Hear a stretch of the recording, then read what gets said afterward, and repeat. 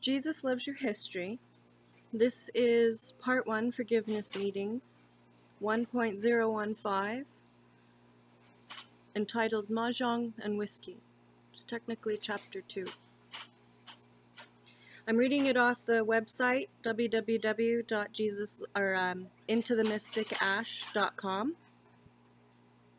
I did not put this in the book until later. This is an addition, and I'm probably going to add more Hank chapters. Oh, speaking of Hank, I met a dog last night that was named Hank. He was from a shelter up in Cave Creek, one of the neighbors' dogs, and I thought, you know what, how fitting and serendipitous is that? Alright, Mahjong and Whiskey. On the other side of town, a heated game of Mahjong was underway. 4 at the table. Always 4. Marble tiles engraved beautifully with Chinese characters and designs. The men were 8 rounds in, and emotions were high as all 8 of the men's hands were washing the tiles to prepare for the next round.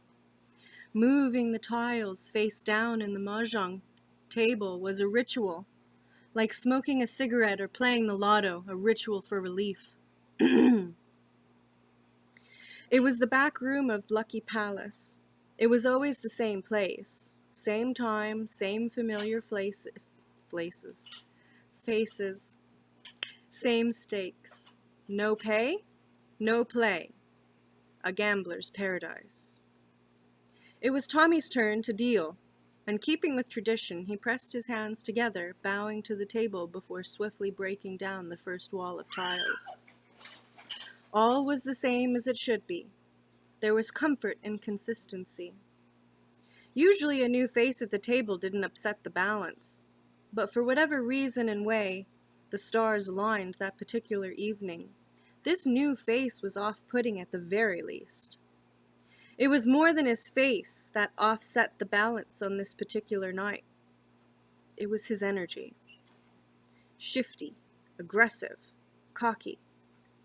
There were certain unspoken, agreed-upon codes of conduct, a sort of gentleman's agreement. It was unclear of whether the young man was aware or just quarrelsome. Either way, you could cut the tension with a knife that evening. It was so thick. At first, it was just the young man's energy, the way he shifted in his seat, the way he kept saying, "So it's like that," anytime a tile was pulled from the center discard pile. Smoking was allowed, but the young man was taking it too far. Light, 3 puffs, stand up.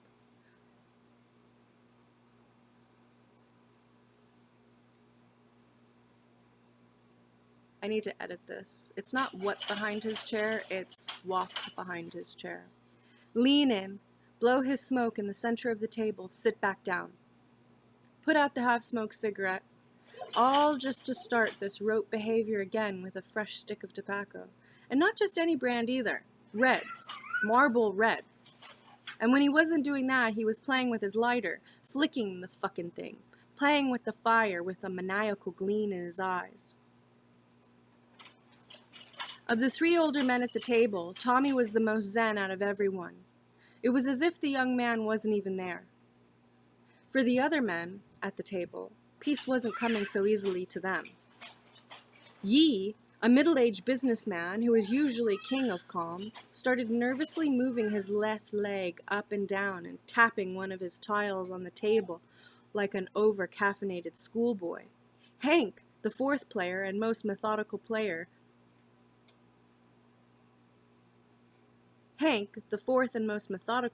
appeared to be taking it the hardest. Agitations were brewing. Hank didn't know how Tommy was able to keep so calm. The young man was pushing Hank's nerves to their callous, cold limitations. Tolerance was almost extinguished. Playing with fire was the last straw. Hank was officially triggered. Desperate to remain calm, Hank flagged down the waiter for another whiskey. For all the obvious reasons, this was the worst possible choice. Because, while usually capping himself at 4, Hank was well past his magic number, and it was beginning to show. Finishing the short glass as fast as he received it, Hank slammed it on the table. The composed drinker morphed into the damaged alcoholic he normally did his best to hide, and he would take no prisoners that night. Shit was about to get real.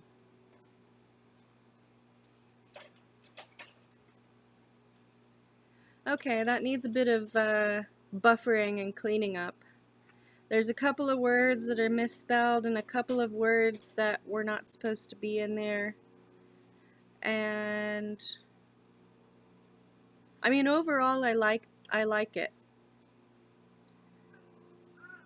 And I'll probably build on it, maybe, in the next chapter I write about Hank. On the website right now, it's got most of Noah's story, and I'm starting to add more of Hank's story in. I thought the book was finished, but it's never finished. So, yeah. If you get a chance, check out www.intothemysticash.com and let me know what you think. Yes? Are you enjoying your jumpy?